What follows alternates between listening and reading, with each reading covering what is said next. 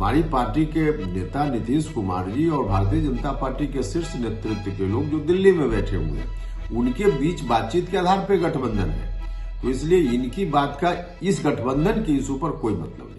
नमस्कार, news for nation देख रहे हैं आप। मैं हूं आपके साथ रश्मि। इस वक्त की बड़ी खबर बिहार की राजनीति से निकलकर सामने आ रही है। बता दें कि बीजेपी और जनता दल यूनाइटेड एक दूसरे से खुल्लम खुल्ला चुनौती लेती हुई नजर आ रही है।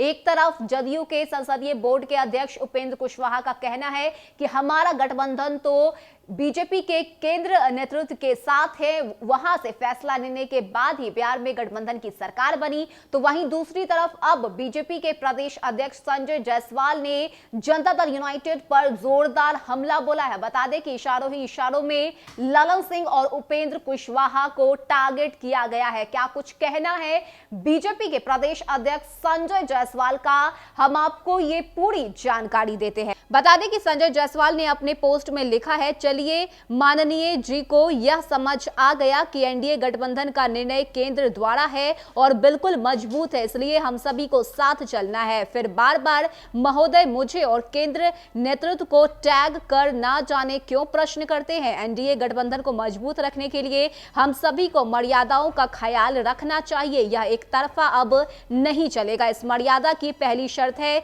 कि देश के प्रधानमंत्री से ट्विटर ना खेले। प्रधानमंत्री जी प्रत्येक भाजपा कार्यकर्ता के गौरव भी हैं और अभिमान भी। उनसे अगर कोई बात होनी हो तो जैसा माननीय ने लिखा है कि बिल्कुल सीधी बातचीत होनी चाहिए। ट्विटर खेलकर अगर उन पर सवाल करेंगे तो बिहार के 76 लाख भाजपा कार्यकर्ता इसका जवाब देना अच्छे से जानते हैं। मुझे पूरा विश्वास है कि भविष्य में हम सब इसका ध्यान रखेंगे।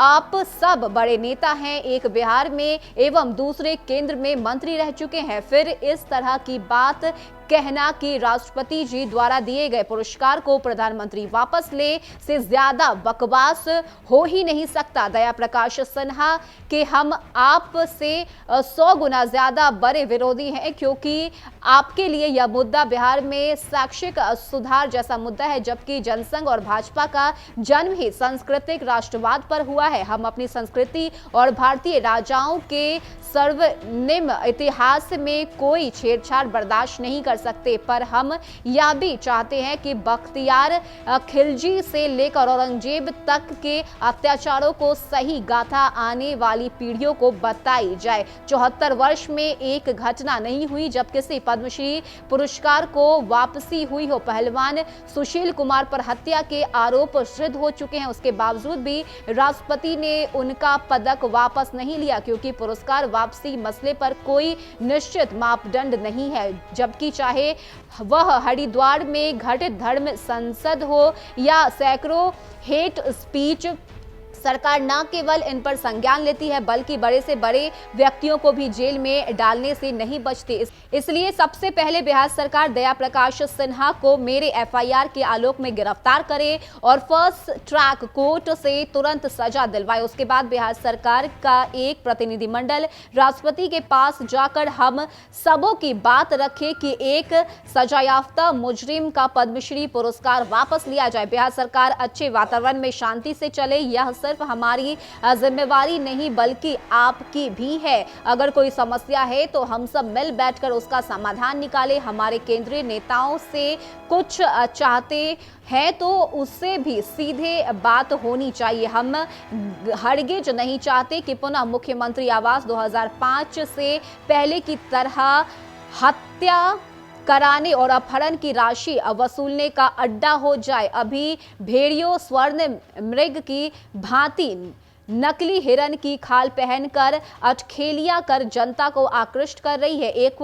पूरी पीढ़ी जो 2005 के बाद मतदाता बनी है वह उन स्थितियों को नहीं जानती और बिना समझे ही यह रावण का षड्यंत्र है, स्वर्ण मृग पर आकर्षित हो रही है। यथार्थ बताना हम सभी का दायित्व भी है और कर्तव्य भी। तो ये एक लंबी चौड़ी जो पोस्ट है वो बीजेपी के प्रदेश अध्यक्ष संजय जायसवाल की तरफ से की गई है, जिसमें उन्होंने कहा है कि ये गठबंधन के मर्यादा का ख्याल सिर्फ बीजेपी ही नहीं बल्कि जनता दल यूनाइटेड को भी रखना होगा। और अगर जनता दल यूनाइटेड ने केंद्र पर सवाल उठाया, उंगली उठाई, तो बिहार के 76 लाख बीजेपी बीजेपी के कार्यकर्ता जानते हैं कि जवाब किस तरह से दिया जाए। ऐसे में जेडीयू भी अपने मर्यादा में रहकर ही बयानबाजी करे, अपने मर्यादा में रहकर ही कुछ बयान दे और बातें करे। इसके साथ ही जया प्रकाश सिन्हा के मुद्दे को भी बीजेपी के प्रदेश अध्यक्ष संजय जायसवाल ने उठाया है और यह साफ कर दिया है कि हमने